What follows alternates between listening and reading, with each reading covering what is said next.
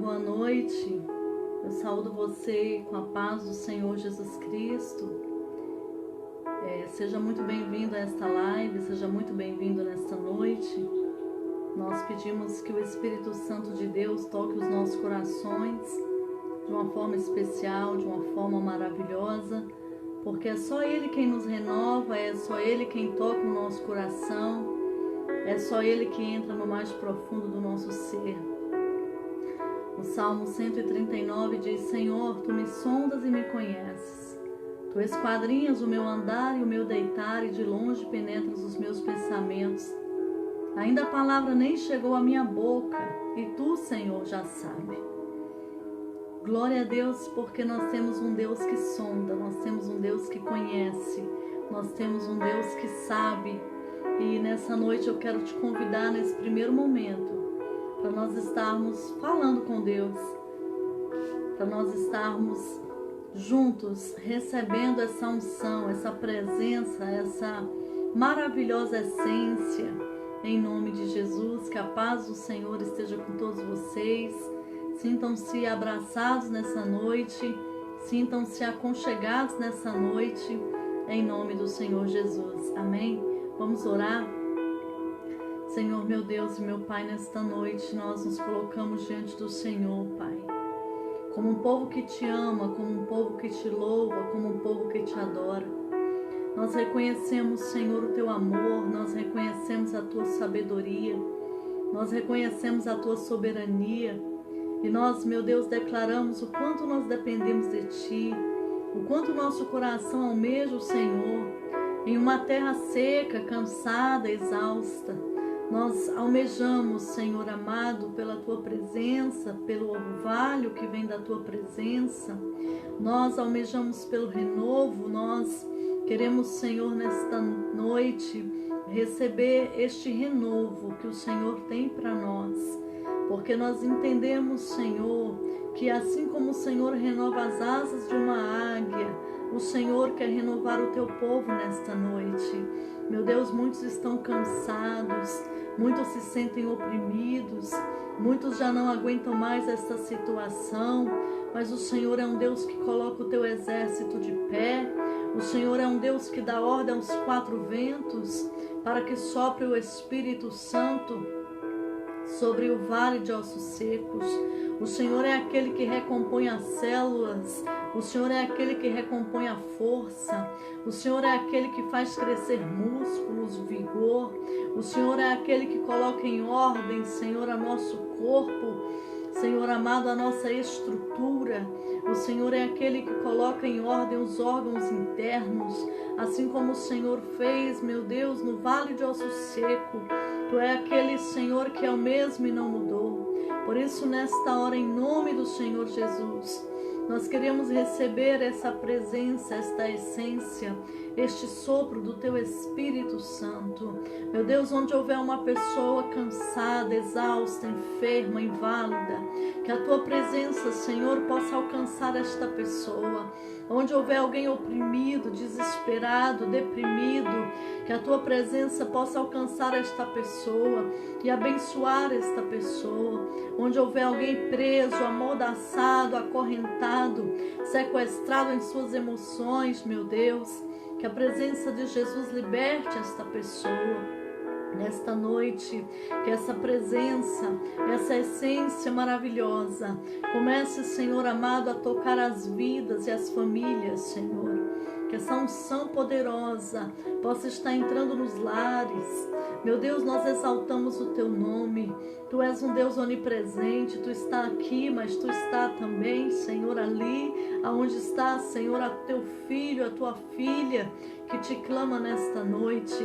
Aonde está aquele casal, Senhor, que está atribulado.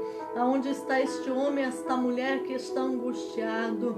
Tu estás aqui, mas Tu também está tocando no coração do Teu povo.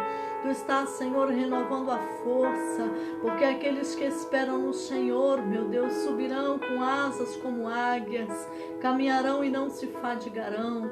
Meu Deus, nós queremos declarar nesta hora que a presença do Senhor Jesus, meu Deus, esta presença que conhece o nosso ser, abençoa, Senhor, esta pessoa.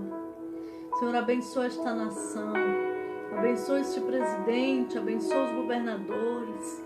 Meu Deus, em nome de Jesus, meu Pai, nós pedimos perdão a Ti por todas as rebeliões que têm afrontado a Tua santidade, por todas as desobediências que têm afrontado a Tua santidade.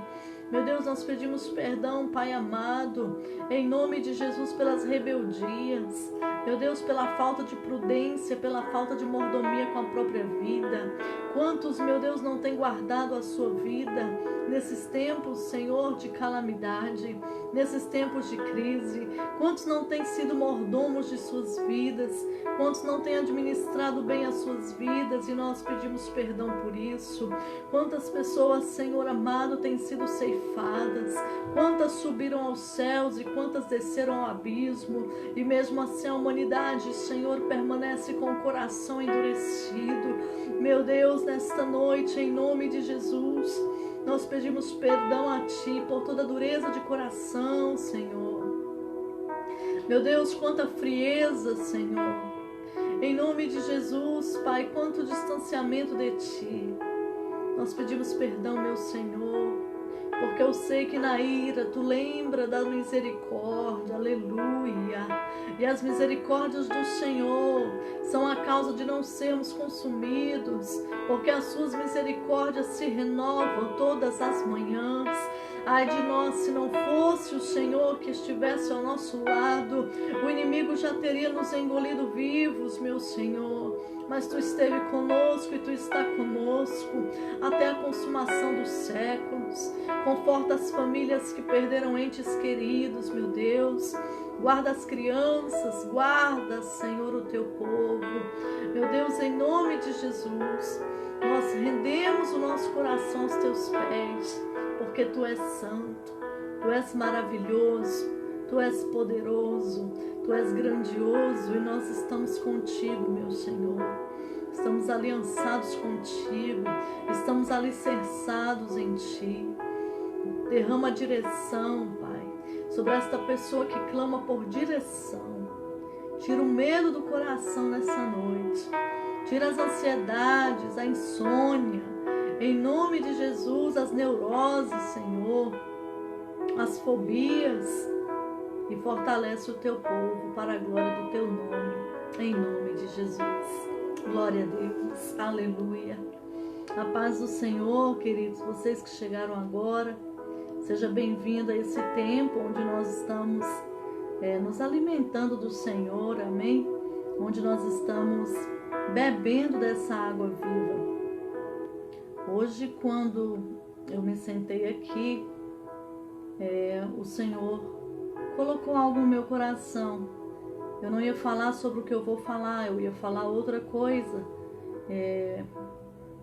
Mas esta outra coisa depois eu vou trazer para vocês.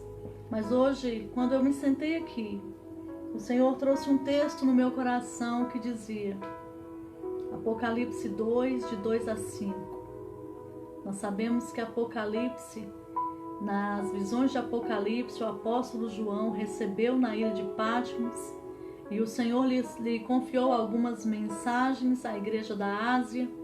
E na carta endereçada à igreja de Éfeso, o Senhor Jesus protestou com relação à decadência do amor que essa igreja vinha apresentando. Ele protestou pela perda do que se chama primeiro amor. E quando eu me sentei aqui e comecei a orar para que o Espírito Santo tocasse a minha e a sua vida nesta noite, este texto veio ao meu coração. Conheço as tuas obras, tanto o teu labor como a tua perseverança, e que não pode suportar homens maus, e que puseste à prova os que a si mesmos se declaram apóstolos e não são, e os achastes mentirosos, e tens perseverança, e suportaste provas por causa do meu nome, e não te deixaste esmorecer. Tenho, porém, contra ti, que abandonaste o teu primeiro amor. Lembra-te, pois, de onde caístes, arrepende-te, e volta à prática das primeiras obras. Senão, venho a ti, e moverei do seu lugar o seu candeeiro, caso não te arrependas.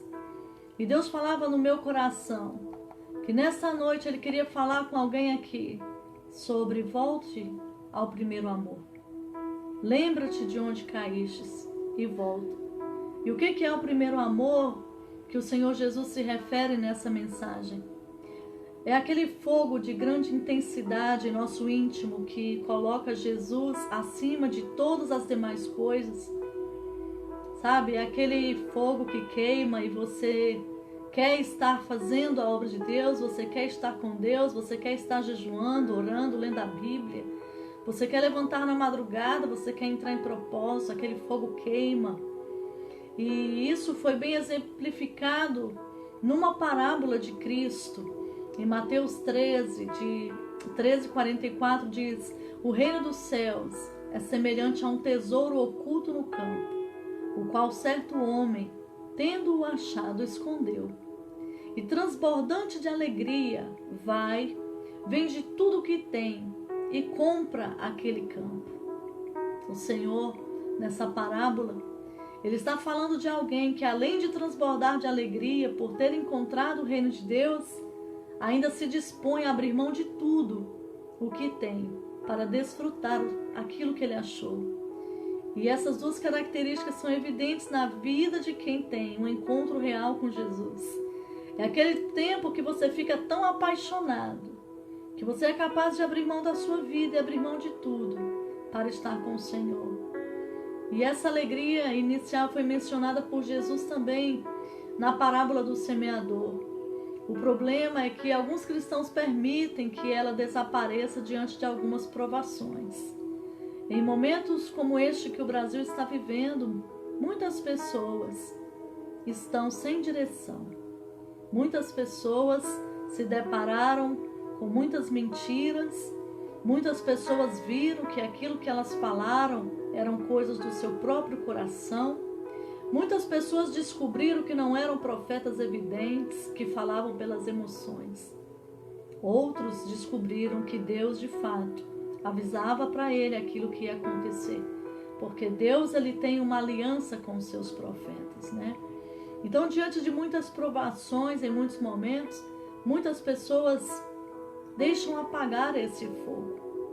Em Mateus 13:20 e 21 diz assim: o que foi semeado em solo rochoso, esse é o que ouve a palavra e a recebe logo, com alegria, mas não tem raiz em si mesmo, sendo antes de pouca duração.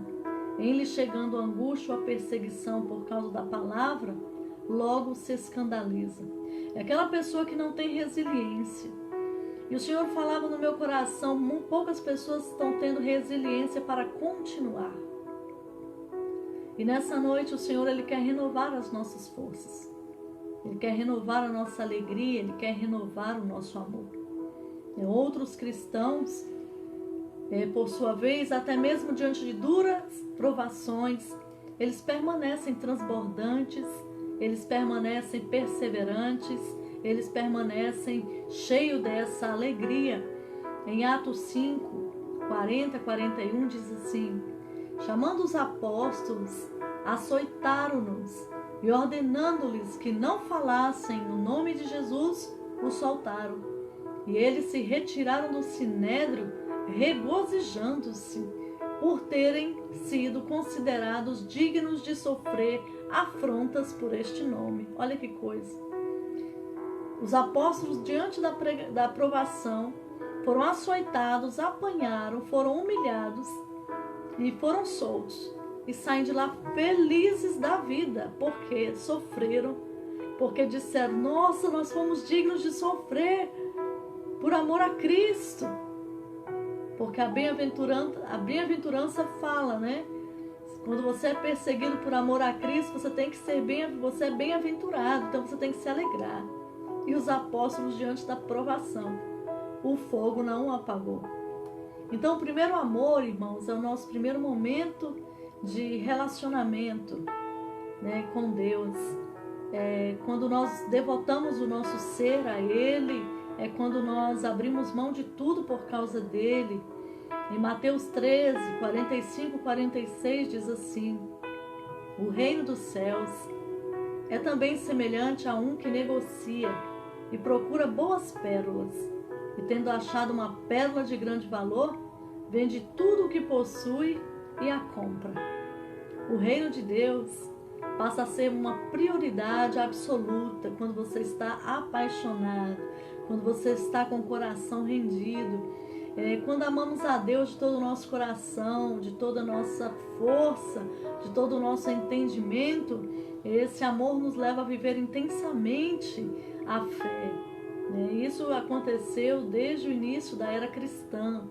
No livro de Atos, no capítulo 2, no verso 41 ao 47, diz assim: Então, os que aceitaram a palavra foram batizados, havendo um acréscimo naquele dia de quase 3.000 pessoas, e perseveravam na doutrina dos apóstolos e na comunhão, no partir do pão e nas orações. Em cada alma havia temor, e muitos prodígios e sinais eram feitos por intermédio dos apóstolos.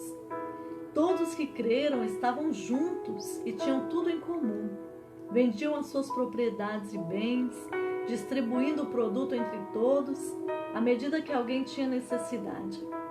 Diariamente perseveravam unânimes no templo, partiam pão de casa em casa e tomavam suas refeições com alegria e singeleza de coração, louvando a Deus e contando com a simpatia de todo o povo. Enquanto isso, acrescentava-lhes o Senhor dia a dia os que iam sendo salvos. Então, os relatos de Atos dos Apóstolos nos revelam uma igreja viva, cheia de paixão, cheia de fervor. Em Atos 4, de 32 a 35, diz assim: Da multidão dos que creram, era o coração e a alma. Ninguém considerava exclusivamente nenhuma das coisas que possuía. Tudo, porém, lhes era comum. Com grande poder, os apóstolos davam testemunho da ressurreição do Senhor Jesus, e em todos eles havia abundante graça, pois nenhum necessitado havia entre eles, porquanto os que possuíam terras ou casas, vendendo-as, traziam os valores correspondentes e depositavam aos pés dos apóstolos. Então se distribuía a qualquer um à medida que alguém tinha necessidade. Então a Bíblia linda diz que eles tinham sobre eles abundante graça. E quando a gente observa os Atos dos Apóstolos, nós percebemos que mesmo na perseguição, onde eles se dispersaram, cada um foi para um canto, o fogo não se apagou. Muito pelo contrário, cada vez mais eles ganhavam mais pessoas para Cristo.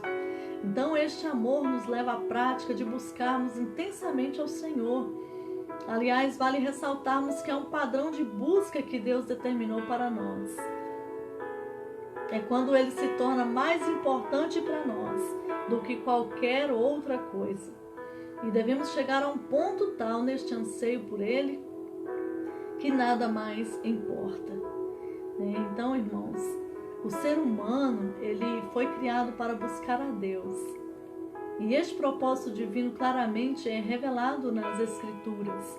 A palavra homem no hebraico é aquele que olha para cima.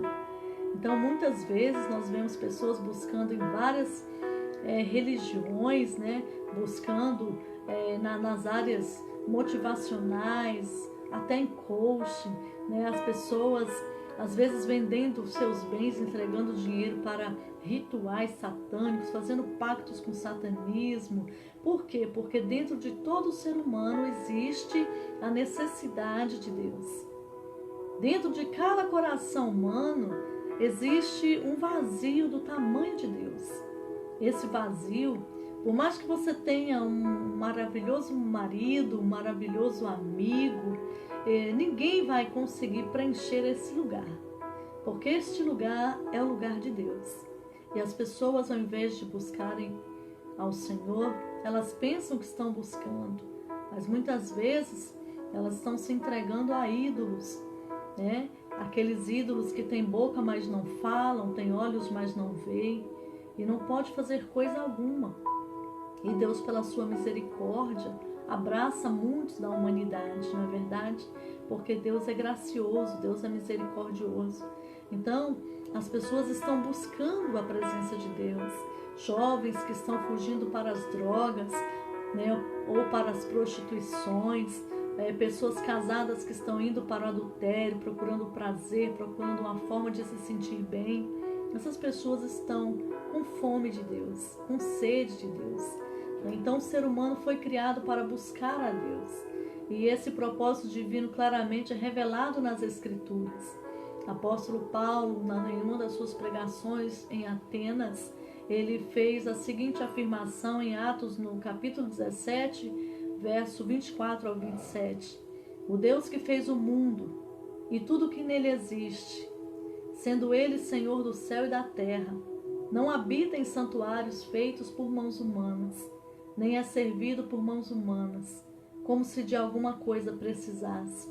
Pois ele mesmo é quem a todos dá vida, respiração e tudo mais. De um só fez toda a raça humana, para habitar sobre toda a face da terra, havendo fixado os tempos previamente estabelecidos e os limites da sua habitação, para buscarem a Deus, se porventura tateando o possam achar, bem que não está longe de cada um de nós. Então a declaração bíblica é muito específica. O homem foi criado e estabelecido por Deus nesta terra para buscar a Deus. E muitos estão tateando, muitos estão como cegos no escuro, mas eles estão buscando, eles precisam de Deus. E ainda que em cegueira espiritual o fizesse tateando, o homem deve buscar a Deus. E Deus quer ser achado, irmão. Deus quer ser achado por mim, Deus quer ser achado por você. Não importa o caminho que você tem seguido, Deus quer ser achado por você. Nós atendemos inúmeras pessoas já na vida e muitas pessoas entravam no gabinete querendo Deus, mas tinham medo das entidades matar essa pessoa. Tinham medo de quebrar pactos com satanistas. E eu quero te dizer uma coisa. Uma vez que essas pessoas entregaram a vida a Jesus Cristo, elas foram guardadas, cobertas pelo sangue de Jesus. As entidades, principados, potestades, nem Satanás é maior do que Deus. Ele é um ser criado. Então você não precisa ter medo. Se você quiser se entregar a Jesus, que você possa colocar o seu coração nesta noite na presença de Jesus, Ele pode te libertar. Você pode falar com o Pai em nome de Jesus.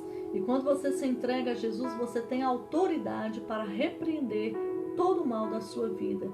Então não tenha medo. Busca a Deus porque Ele quer ser achado por cada um de nós. Ele quer esse relacionamento maravilhoso com cada ser humano, Deus, Ele não esperava apenas que os homens o buscassem, mas que fizessem isso de forma certa, Através do profeta Jeremias, o Senhor nos deixa bem claro o que é necessário para que o encontremos. Não apenas uma busca qualquer, mas é uma busca de todo o coração. Não adianta você ficar, por exemplo, hoje eu vou à igreja, amanhã eu vou para o motel com fulano de tal. Não, hoje eu vou para a igreja, amanhã eu vou para o baile funk. Não, hoje eu vou para a igreja, amanhã eu vou tomar minha cerveja. Não, irmão, Deus não te divide. A busca ao Senhor é uma busca de todo o coração.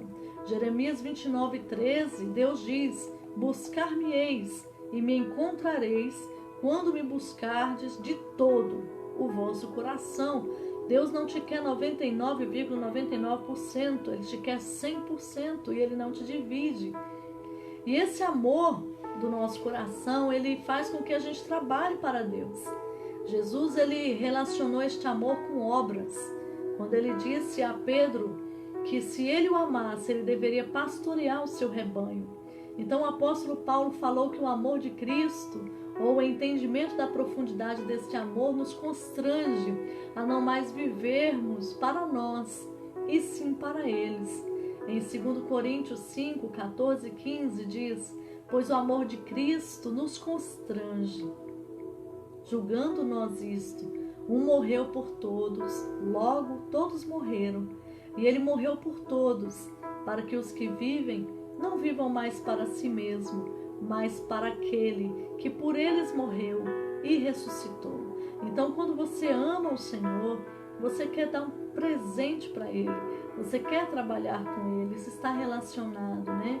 Então, foi esse constrangimento de amor que fez com que o apóstolo Paulo trabalhasse mais do que os demais apóstolos. Então, quando nós somos constrangidos por esse amor, nós não conseguimos ficar parados, nós não conseguimos parar de passar o pão, de passar o peixe, porque é um amor que nos constrange. E por mais que a gente faça, ainda é pouco, por tudo que o Senhor fez por nós. Em 1 Coríntios 15:10 diz: mas pela graça de Deus sou o que sou, e a sua graça que me foi concedida não se tornou vã. Antes, trabalhei muito mais do que todos eles. Todavia, não eu, mas a graça de Deus comigo. Quem falou isso? Apóstolo Paulo, né? E isso também deve ser assim conosco hoje. O primeiro amor é uma profunda resposta ao entendimento do amor de Cristo, o que nos leva a buscarmos e servirmos ao Senhor com intensidade. Quando a gente ama, a gente responde. A perda do primeiro amor, né? Alguns acham que se o primeiro amor nos leva ao trabalho, então a perda do primeiro amor poderia ser definida como uma diminuição da produtividade. Quando a pessoa não ama mais, ela não expressa mais isso. Porém, de acordo com a mensagem de Jesus na carta à igreja de Éfeso, a perda do primeiro amor não é apenas uma questão de relaxarmos no trabalho de Deus, pois o Senhor lhe disse: conheço as tuas obras, tanto o seu labor como a tua perseverança. E a palavra grega conhecida como labor é kopos, que de acordo com a concordância de Strong significa intenso trabalho unido a aborrecimento e fadiga. E esse tipo de labor, seguido de perseverança por parte dos Éfesos, não nos permite concluir que eles tenham demonstração alguma de queda de produtividade. Então eles estavam trabalhando, eles estavam fazendo, mas eles não tinham mais o primeiro amor, né? Então perder o primeiro amor também não é enfrentar uma crise de desânimo, ou então desejar desistir. Uma vez que nessa mensagem profética o Senhor Jesus elogiou a persistência daqueles cristãos. E ele disse: e tens perseverança, e suportastes provas por causa do meu nome, e não te deixastes esmorecer. Então a perda do primeiro amor também não pode ser vista como um momento de crise no trabalho ou na dedicação, uma vez que é algo que Deus tem contra nós, né? Tenho, porém, contra ti, que abandonaste o teu primeiro amor. Lembra-te, pois, de onde caístes. Arrepende-te e volta à prática das primeiras obras. E se não, venho a ti e moverei do seu lugar o teu candeeiro, caso não te arrependas. Então, a perda do primeiro amor, irmãos, é uma queda. É chamada de pecado e necessita de arrependimento. Há muitos crentes que continuam se dedicando ao trabalho do Senhor. Tem pessoas que têm oratórias tão lindas que elas fazem plateias inteiras chorar. Tem pessoas que cantam tão lindo que eles fazem pessoas entrar até em delírio, porque a música tem esse poder. No entanto, muitos estão fazendo, mas não estão sendo. Eles se perderam. Eles perderam o primeiro amor. Eu sempre falo para as nossas ovelhas: o mais lindo de tudo não é fazer, é ser. Ser filho, ser imitador, ser uma pessoa que de fato ama o Senhor. Primeiro você é, depois você faz. Você faz porque você foi tocado, você foi impulsionado, você foi... não tenho nem palavras, você foi totalmente conectado com a presença de Deus. E você não consegue ficar parado. Uma vez que nós contemplamos o Senhor, nós somos transformados de glória em glória. Ou seja, se eu não contemplar, eu não tenho como ser transformado. Eu não tenho como crescer de degrau em degrau. Então, nós vemos que muitas pessoas estão fazendo porque elas estão acostumadas. Elas têm chavões cristãos. Elas têm palavras cristãs, elas têm roupagens cristãs. Elas falam em línguas, elas pulam. Muitas pessoas já têm a mania de fazer algumas coisas, mas não tem efeito. Por quê? Porque elas perderam o primeiro amor, né? Então, assim, fazem o que fazem por hábito, por rotina, por medo, por galardão, por qualquer outro motivo, menos pelo amor. Os quais, esses motivos acompanhados de um amor intenso, né? Se o motivo de fazer fosse acompanhado por amor intenso, eles seriam totalmente diferentes, né? Então a queixa que o Senhor faz é o fato que esses crentes haviam abandonado o primeiro amor, né? A palavra grega apieme, traduzida como abandonar nesse texto bíblico. Então o significado é abrangente, né? Quando o Strong, que é um estudioso da Bíblia, ele vai definir esse termo, ele vai dizer que eles enviaram para o outro lugar, mandaram ir embora, né? Abandonar aqui é deixar ir, é não interferir, é negligenciar, deixar de lado uma dívida, é desistir, é não guardar mais, é partir, deixar alguém a fim de ir para o outro lugar, é desertar sem razão, é partir deixando algo para trás, deixar destituído, é como se eles tivessem seguido um outro caminho. E essas expressões refletem não a perda que possa ser denominada como sendo meramente acidental. É um ato voluntário, a pessoa não quis mais, ela deixou para trás, ela abandonou, ela deixou ao descaso. É isso que tem acontecido na vida de muitas pessoas. E o Senhor Jesus tampouco está exortando esta igreja por não o amarem mais. Então não se tratava de uma ausência completa de amor, pois ainda havia um pouco de amor. No entanto, o amor deles havia perdido a sua intensidade. Não era mais o amor que ele esperava encontrar neles. E por que a gente perde o primeiro amor? O primeiro amor é como um fogo, né? Então, se nós colocarmos lenha, ele vai ficar mais inflamado. Contudo, se jogarmos água, ele se apaga. Então, nós falhamos por não alimentarmos o fogo e por permitirmos que outras coisas o apaguem. E muitas coisas contribuem para o nosso amor pelo Senhor ser perdido, né? Então, tem pessoas que convivem com o pecado. Elas não abrem mão do pecado. Elas não querem uma vida santificada. Continuam mentindo, continuam roubando, né? Continuam amaziados, não se organizam, não organizam a sua vida sentimental. Então, assim, muitas pessoas convivem com o pecado, são amigas do pecado. Outra coisa que afasta, que faz a gente abandonar o primeiro amor, a falta de profundidade. Tem gente que está à beira do caminho, como aquele cego. Ele está à beira do caminho. E o Senhor chama aquele homem de um salto. Ele tira a capa de mendigo e ele vai. E ele começa a se aprofundar. Porque antes ele ouviu falar de Jesus. Ele clamava o nome de Jesus. Mas ele não era profundo com Jesus. Mas quando Jesus o chama, ele abandona aquela capa. Então, a falta de profundidade mata o primeiro amor, sabe? Aquela vida devocional vazia, aquela oração vazia, aquela falta de leitura bíblica, sabe? Falta de propósito com Deus. Outra questão, a falta de tratamento. Tem gente que não é tratada, não quer ser tratada. Se você for tocar na ferida, a pessoa, além de sair falando mal de você, ela desiste da igreja, desiste de Deus, ainda bota a culpa em você. Então nós estamos em um processo de cura e nós temos que ser tratados.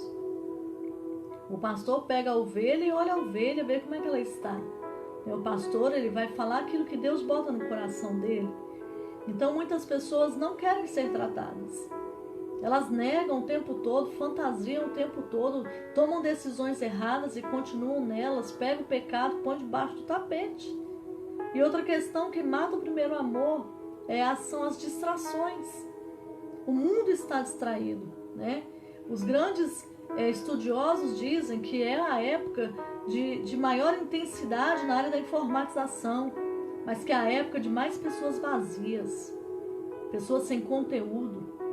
Porque hoje, até para você fazer um cálculo matemático, existem aplicativos, as pessoas não pensam mais. Para que eu vou decorar uma tabuada? Para que eu vou aprender se no meu celular tem um aplicativo que eu jogo lá e já tem tudo? As pessoas não pensam mais, as pessoas não querem mais ler, né? Então, assim, muitas distrações, as pessoas estão ansiosas, deprimidas. Eu estava estudando e é cientificamente comprovado, há milhares de pessoas nessa pandemia estão ansiosas, deprimidas, com insônia, né? Tem pessoas que estão fumando de forma dobrada e até triplicada por causa do alto nível de ansiedade, né? Então, assim, irmãos, muitas pessoas estão vazias, estão distraídas e elas não se cuidam no sentido de crescer em Deus e de serem tratadas de fato. Então as distrações estão roubando também o primeiro amor. O primeiro fator do esfriamento do nosso amor também, como já falei, né? É o convívio com o pecado. E por se multiplicar a iniquidade, o amor de muitos se esfriará. Temos sido procurados por muitas pessoas e primeira pergunta, como está a sua vida com Deus? Se a sua vida com Deus não está bem, nada vai ficar bem, né? Então, irmãos, a palavra do Senhor, ela nos ensina que nós temos que ter o cuidado de não nos acostumarmos com o pecado à nossa volta. Muitas vezes o enredo dos filmes que nos proporcionam entretenimento faz com que a gente se acostume a alguns valores, a valores contrários ao que pregamos. Tem filmes que trazem muito palavrão, tem filmes que trazem pornografia, né? Tem revistas que você não deve chegar nem perto dessas revistas. Então, muitas vezes, de acordo com os noticiários ou das coisas que você costuma ver, você acaba se moldando ou aceitando com naturalidade a violência, a imoralidade, a maledicência, o falar mal de líderes que o Senhor constituiu no mundo, né? Então a gente acaba aceitando com naturalidade a imoralidade e muitos outros valores mundanos, né? E mesmo que a pessoa não ceda a esse pecado, se ele fica com o coração sempre naquele lugar, então assim, ele vai se contaminando. E a Bíblia fala que nós temos que aborrecer o mal, para que o nosso amor não se esfrie. Precisamos agir como Ló, que se afligia com as iniquidades das pessoas à sua volta.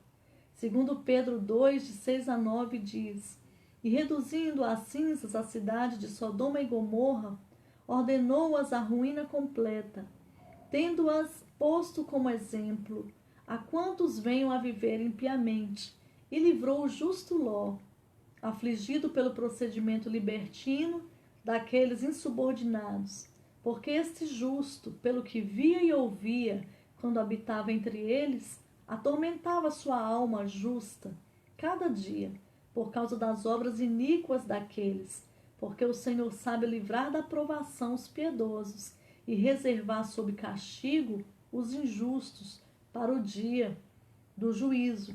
Então, o segundo fator que contribui para o esfriamento com o nosso Senhor também é a nossa falta de profundidade. Amém? Então, meus irmãos, nessa noite, o Senhor, Ele quer nos ensinar a ser aquilo que Ele planejou para nós. Porque Deus, Ele tem saudade de você. O Senhor, Ele está chamando pessoas nessa noite para voltar ao primeiro amor, para não se afastar, não abandonar, não seguir um caminho e deixar para trás, né, aquela maravilhosa presença do Senhor. E o segredo de não nos afastarmos do Senhor e nem perdermos a alegria inicial é um desenvolvimento profundo da nossa vida espiritual. Muitos cristãos vivem somente dos cultos semanais, não investem tempo num relacionamento diário com o Senhor, né? Não procuram mortificar as suas carnes para viverem no Espírito, não se envolvem no trabalho do Pai.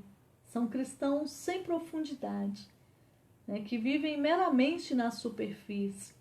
E a questão da profundidade nas coisas espirituais, ele é aplicado em nossa vida com Deus. E também ele é aplicado a quem serve a Satanás. Tem pessoas que foram satanistas, que elas falavam, né, o quanto de tempo que elas ficavam, né, fazendo os pactos, lendo livros, se preparando, porque existem estágios, existem degraus. Então tem do iniciante até o avançado e tem que estudar, tem que ler, tem que crescer. Então muitas pessoas do lado das trevas, eles se aprofundam mesmo, né? Então, meus irmãos, nós precisamos dizer: Deus, eu quero me encontrar nesse reino e eu quero aplicar na minha vida esse amor, sabe? A gente não pode se relacionar com essa verdade de um modo meramente artificial. Nós não podemos continuar, né, na superfície. Então, esse mesmo princípio de profundidade se aplica à vida espiritual de quem se encontra no reino de Deus. E nós que estamos em Cristo, irmãos, temos que ser intensos com Ele, apaixonados, sabe? Entregar a nossa vida, o nosso tudo, porque lá fora as pessoas fazem isso para o lado das trevas. Existem pessoas que passam 40 dias de jejum, tem outras que já são obrigadas pelas entidades a não comer carne de jeito nenhum, né? Então, assim, existem pessoas que são totalmente obrigadas como se fossem cavalos, porque lá fora, do outro lado, você não é chamado de filho, não, você é chamado de cavalo do inimigo. Então, nós que temos o Senhor Jesus, precisamos ser extremamente profundos, e independente das provações, né, nós não podemos deixar que os espinhos que comprometam a nossa fé, comprometam a nossa vida com Deus. Quando Jesus fala da parábola do semeador, ele fala que a que caiu entre espinhos são os que ouviram e no decorrer dos dias foram sufocados com os cuidados, riquezas e deleites da vida, e os seus frutos não chegam a amadurecer.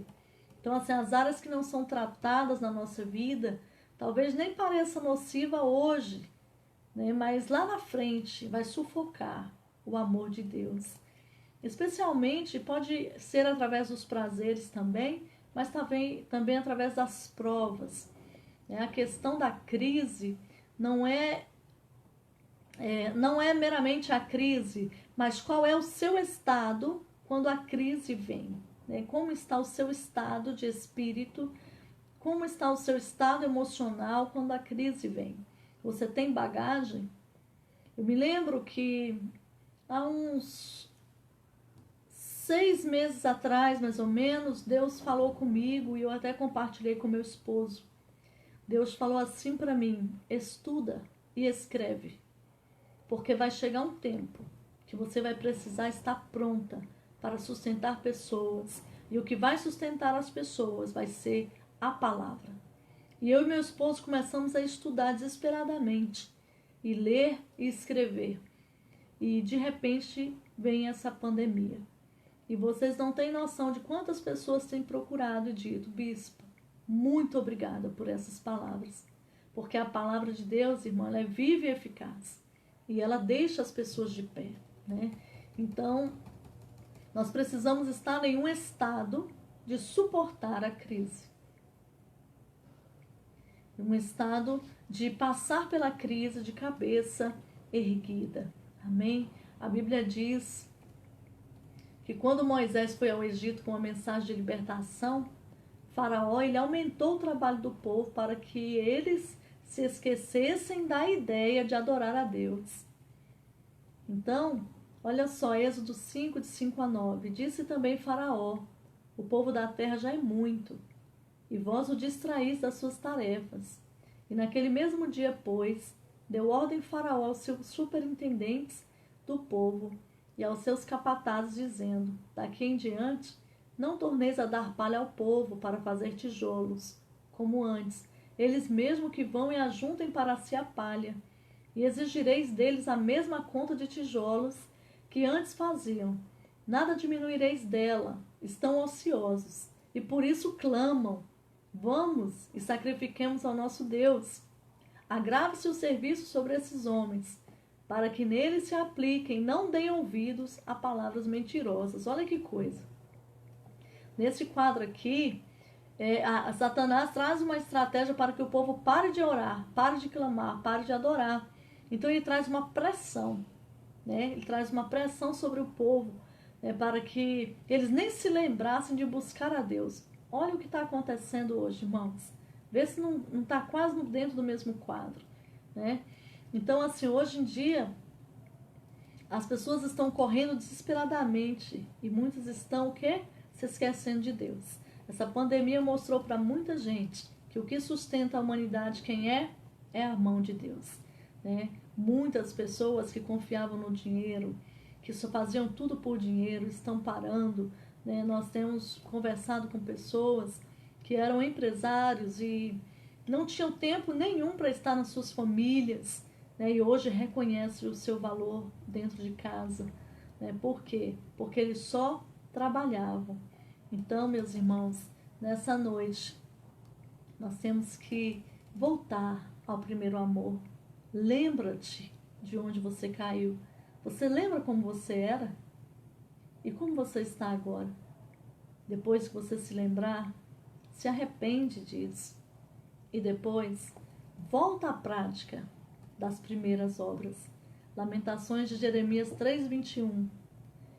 Quero trazer à memória o que me pode dar esperança.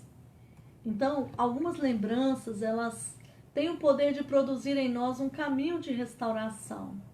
Tem lembranças que é para a morte, né? Tem pensamentos, sentimentos que nos matam por dentro.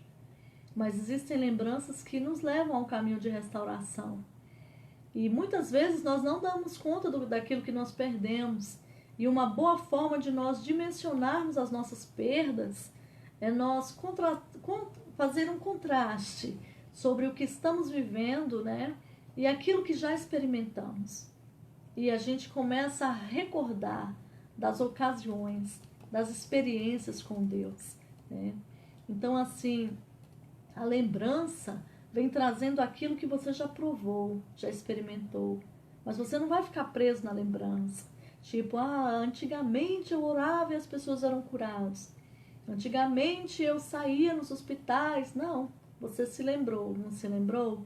Agora se arrepende e volta. Volta à prática das primeiras obras. Em Tiago 4, de 8 a 10, diz assim: chegai-vos a Deus, e Ele se chegará a vós outros. Purificai as mãos, pecadores. E vós que sois de ânimo dobre, limpai o coração. Afligi-vos, lamentai e chorai. Converta-se o vosso riso em pranto e a vossa alegria em tristeza. Humilhai-vos na presença do Senhor, e Ele vos exaltará. Então, o fato de nos humilharmos perante o Senhor é o caminho para a exaltação, é o caminho para a restauração diante dEle. E se nós reconhecermos que o abandonamos, que abandonamos o nosso primeiro amor, teremos que separar rapidamente um tempo para a gente orar, chorar e se arrepender diante dele, né? Então, assim, e voltar à prática, você tem que voltar à prática. Tem gente que fala assim, eu não evangelizo porque a igreja não está podendo evangelizar. Eu não oro porque a gente não está podendo se reunir para orar. Você tem que ter a sua vida com Deus.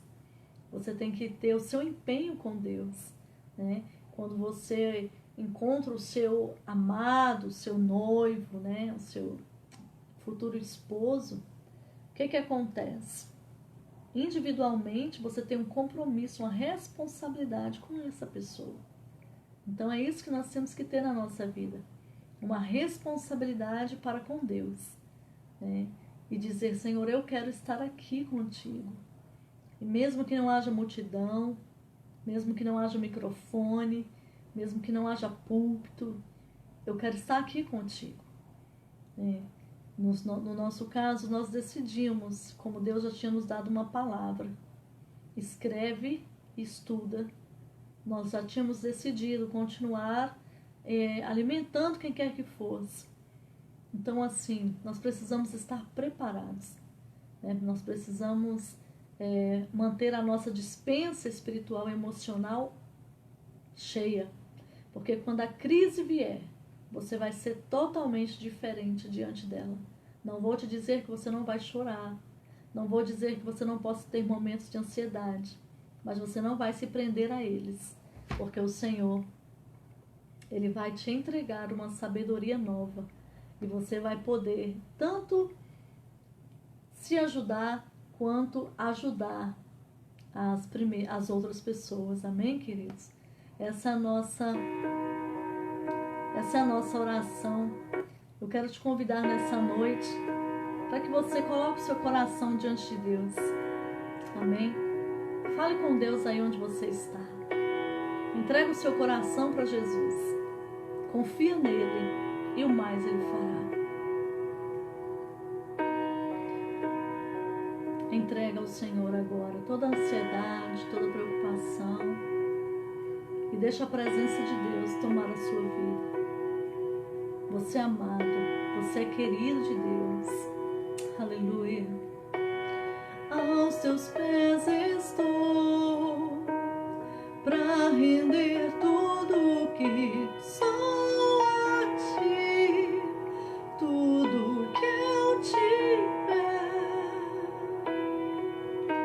Receba aqui, Senhor, meu perfume e minhas lágrimas que vão cair.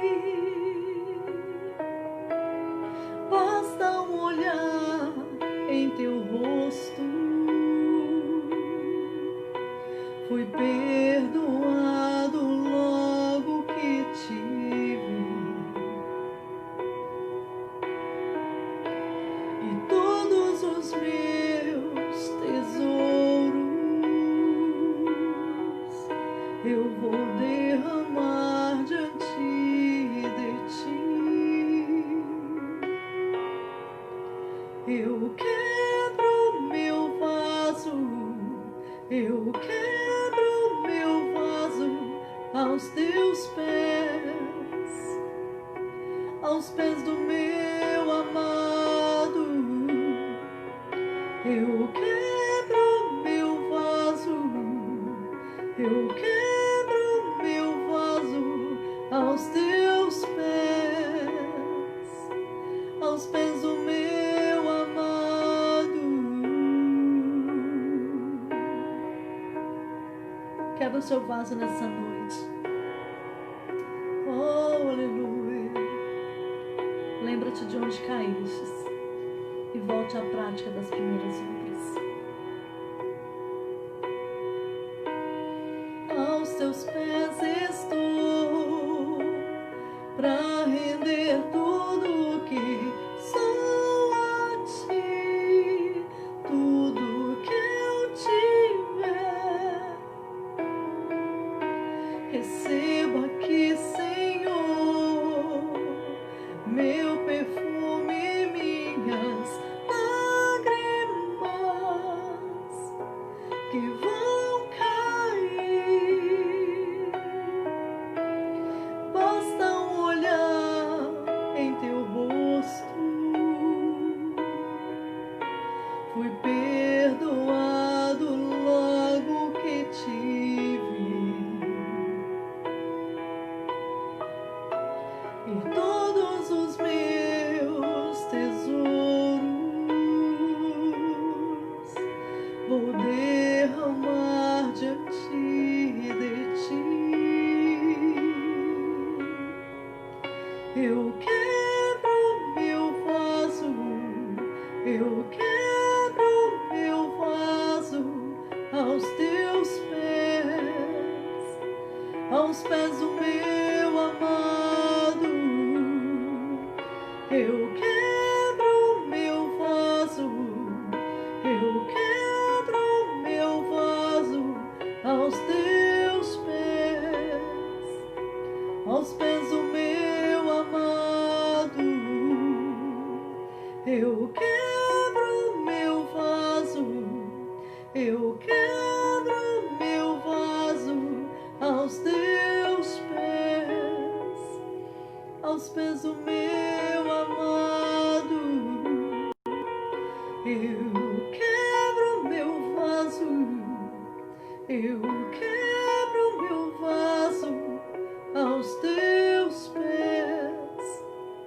aos pés do meu amado.